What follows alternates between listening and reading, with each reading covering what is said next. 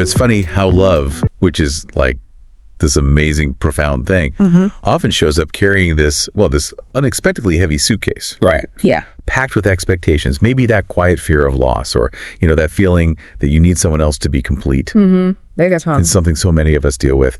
And today we're doing a deep dive into something that might help unpack that suitcase entirely. It's this idea of loving deeply, but without attachment. That's right. We're drawing on some really interesting sources, like insights from Stoic love, cultivating deep connections without attachment, to see how ancient Stoic philosophy gives us these really practical tools to transform relationships today. And just to be clear up front, this isn't about being cold or distant, not at all. Right. It's really about building emotional resilience, maintaining your own inner peace, even when things get bumpy in a relationship. Okay. It's about being deeply engaged, but, grounded in yourself. Okay, so let's unpack attachment itself first. We hear that word a lot. Yeah. What exactly is it in this context? How does it shape how we connect? Well, think of attachment as this psychological bond. Now, bonding is natural, of course. Sure. But where it gets tricky in the way we're talking about it is when it shifts into dependency. Yeah. Where one person starts relying maybe too much on the other for their emotional stability or their sense of self-worth, even their happiness. Oh. The danger there, from a Stoic view, isn't just the reliance itself, but how it kind of tricks you into thinking your value or your happiness hinges entirely on someone else. Like your whole sense of self is tied up in them. Exactly. It can feel like you're living in this fragile emotional house of cards. And I guess that's where the anxiety pops up, the jealousy, that fear of loss, that fragile feeling you mentioned. Precisely. That dependency creates this constant vulnerability, this emotional turmoil. Yeah. And dynamics like that can really get in the way of personal growth. You can get stuck in unhealthy pattern. Right. But the alternative our sources talk about is what they call healthy love. Healthy love, I like. Yeah, it's about nurturing the connection, absolutely, but without becoming overly reliant. It really champions independence, mutual respect. So it's more like two whole people choosing to be together. Exactly. Rather than two halves trying to make a whole, it allows for these deeper, more fulfilling relationships that genuinely boost well-being and resilience. That idea of healthy love sounds incredibly freeing. So what's the core Stoic principle behind this? How does that philosophy guide this approach? Because honestly, it might sound a bit weird to someone who feels really invested in their partner's happiness. Yeah, it comes down to what the Stoics call the dichotomy of control. It's about getting really clear on what's actually up to you versus what isn't. Okay, what's in my control versus what's not. Exactly. So in relationships, your emotions, your reactions, your choices, those are yours to manage. Your partner's feelings, though, their actions, or even how the relationship turns out in the long run, those are largely external, outside your direct control. And when you let go of that need to, control or fix your partner's feelings or actions, it just creates so much space for healthier ways of relating to emerge. Okay, that makes sense conceptually, but it's tough in practice sometimes. Yeah. Can you give an example? How does this control what you can actually look in a real relationship moment? Sure. So let's say your partner gets stressed. Maybe they shut down, or maybe they get a bit snappy. Yeah, happen. Instead of trying to change how they react, which you probably can't do anyway. Right. You focus entirely on how you respond. You control your empathy, your patience, your choice to maybe offer support without judging. Ah, I see. Focusing inward. Exactly. Or another example, letting go of controlling the outcome, like constantly worrying, will this last forever? Oh yeah, that's a big one. Right. Letting go of that actually allows for a more authentic connection right now, in the present. It builds trust, understanding. Love can actually breathe without all that pressure. Okay, so letting go of control naturally leads to thinking about, impermanence. That things change, things end. That idea, nothing lasts forever, can feel kind of scary, even like it undermines loving someone deeply. How does accepting that actually help us love more? Yeah, it seems like a paradox, doesn't it? But it's actually one of the most powerful Stoic insights for relationships. Okay. Accepting that life is transient, that everything changes, including relationships. The Stoics sometimes called this memento mori, remembering mortality and change. It isn't meant to be depressing. Right, not morbid. No, it's a tool to sharpen your appreciation for now.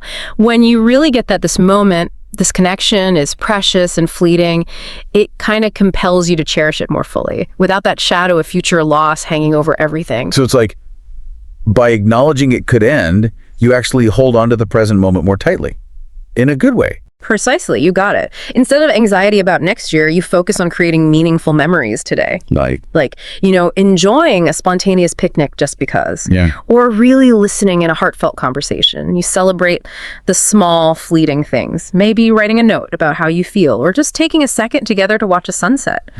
Embracing impermanence cultivates this richer, deeper love that truly values the present. You connect more fully because you're here for it. It's definitely not about loving less. It's about loving, well, better, more presently. That really reframes it. Okay, let's talk about mindfulness. We hear that term everywhere now. How does mindfulness fit into practicing non-attachment in relationships? What's the Stoic take on it?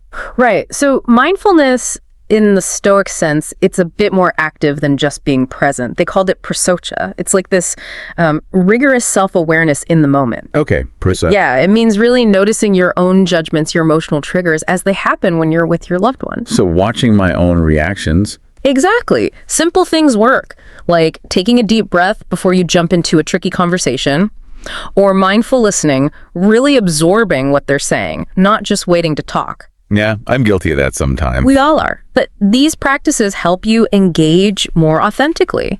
You appreciate the moment without needing to cling because you're anchored in your own awareness. It really helps you grow, builds resilience, and gives both people room to breathe. Okay, and gratitude. We touched on it, and it sounds great. We all want to be grateful, but making it a real, consistent practice. How do we do that in a way that strengthens connection but avoids that dependency trap?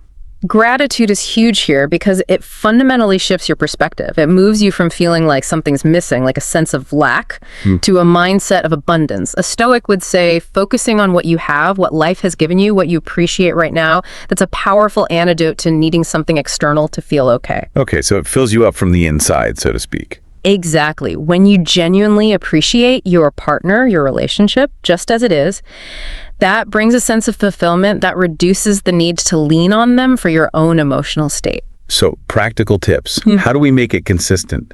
Yeah, you could start a gratitude journal. Simple as writing down, say, 3 specific things you appreciate about your partner each day. Okay. Or share a moment of gratitude out loud at dinner. Just, hey, I really appreciated when you did X today. Or even write a heartfelt note sometimes, pointing out qualities you admire. Nice. These things really build connection. They create this loving atmosphere based on appreciation, not, that anxious neediness. This next one feels critical. Boundaries. Healthy boundaries. For someone trying to let go of attachment, how do boundaries fit in? Doesn't setting boundaries sometimes feel like you're pushing someone away, especially if you're trying not to be dependent? That's a common concern, but actually no. Setting healthy boundaries is really an act of self-respect. And self-governance, which is very Stoic. Boundaries protect your own emotional well-being, and they foster mutual respect because they clarify what's okay and what's not. It's about communicating your needs clearly. Not to push away, but to define your space. Exactly. It's about defining your individual space within the connection, like setting aside time for your own hobbies or interests, or insisting on respectful talk during arguments. That's a huge boundary. Yeah, vital. Or maybe agreeing on how you balance time with friends versus time together so both people feel valued but not smothered. Got it. When you both recognize and respect these lines, you build a healthier relationship, one that actually encourages growth and understanding because it honors both people as individuals. Okay, compassion. How is compassion different from attachment? Because on the surface, they both involve caring deeply for someone. Yeah. How does compassion contribute to this more liberating kind of love? That's a really important distinction. Compassion, especially from a Stoic viewpoint, is about understanding and empathy. It's rooted in recognizing our shared humanity, our shared struggles. It's not about needing or possessing someone. So less about mine and more about us as humans. Kinda, yeah. Attachment can easily slide into possessiveness, that fear of loss we talked about. Compassion, on the other hand, encourages caring for your loved ones while fully respecting their independence, their agency. You wish them well, you understand their struggles, but you don't feel like you own their feelings or need to fix everything. Okay. Practicing empathy, really trying to see things from their perspective, validating their feelings without taking responsibility for them, lets you connect way more deeply. How does that look practically? Well, if your partner's having a tough time, just offering a listening ear, a comforting gesture, that's compassion. Small acts of kindness, too. Leaving a thoughtful note, surprising them with coffee. Those strengthen the bond through care, not control. Cultivating compassion just creates this nurturing space built on mutual respect, free from that clinginess of attachment. Last one here. Reflecting on personal values. This feels really foundational. How does getting clear on our own values help us love without attachment? It feels like setting your own internal compass first. That's a perfect way to put it. It is about aligning your internal compass. When your actions and choices line up with your core values, what the Stoics called living virtuously, Right. you build this foundation of authenticity and trust in your relationships. Things feel solid internally. Because you're being true to yourself. Exactly. And that alignment strengthens connections because it fosters mutual respect and understanding, often built on shared principles of what really matters. So how do you start that reflection? Well, you could take some quiet time to identify your core values, what's most important to you in life and in a relationship: honesty, growth, loyalty, kindness. Yeah. Maybe write down your top 5 values. Then think, how are these showing up or not showing up in my relationships right now? Interesting exercise. Or journal about times you felt really fulfilled in love or really dissatisfied, and then analyze. How did those moments connect back to your core values being honored or maybe violated? I see. Getting clear on what truly matters to you helps you build stronger connections that are aligned and genuine, based on shared purpose, not just need. Wow. Okay. So just to kind of wrap up this deep dive, we've covered some really powerful strategies for loving deeply without that heavy suitcase of attachment. Yeah. Things like practicing that Stoic mindfulness, that prosocia, cultivating gratitude, definitely setting healthy boundaries. And embracing that dichotomy of control, knowing what's yours to manage and accepting impermanence, the memento mori. Right. All really practical stuff. And the key takeaway really is that by applying these ideas, you genuinely can build deeper, more fulfilling relationships, ones that thrive on respect and understanding. Not dependency or fear. Exactly. It's a love that lifts everyone up. So here's a final thought to leave you with. If cultivating love without attachment means embracing the present, embracing your own agency within relationships, what other parts of your life might also change, maybe even transform? If you let go of trying to control outcomes or trying to cling so tightly to things that are naturally fleeting, something to think about.